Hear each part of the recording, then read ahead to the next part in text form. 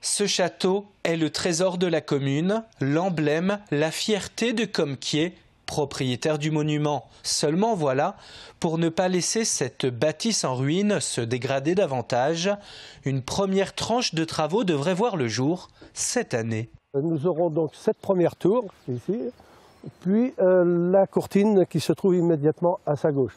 Alors sur la courtine, il va y avoir un rehaussement de pierre, bien entendu, pour sécuriser l'intérieur aussi du château. Et puis en ce qui concerne la tour, elle sera rejointée.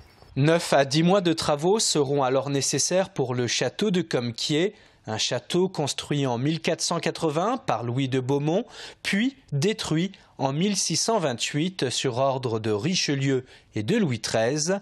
Il est depuis resté à peu près dans cet état. Ce n'est pas du tout un château fort, c'est un château qui a été fait pour être beau. Il était déjà périmé lorsqu'il a été fabriqué. C'est tout simplement une espèce de folie avant l'heure que M. de Beaumont s'est offerte. Il avait les moyens, il était premier chambellan du roi Louis XI et il a dû fabriquer ce château pour se faire plaisir, relais de chasse, peut-être pour recevoir ses amis et pour y vivre tranquillement à la campagne. C'est une maison de campagne pour lui. Pour ces travaux, la mairie de Comquier a fait appel à la Fondation du patrimoine. Sa vocation, c'est la sauvegarde du patrimoine rural. Son président connaît bien le château depuis plus de 40 ans. Ça a toujours représenté pour moi la ruine romantique par excellence.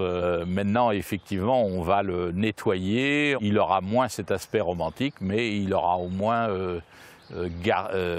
gardé la possibilité de se pérenniser dans le temps. Un appel aux dons est lancé, une restauration complète du château est même envisagée. Il pourrait être alors ouvert au public. Quoi qu'il en soit, l'association des Amis du Vieux Château souhaite le transmettre aux générations futures.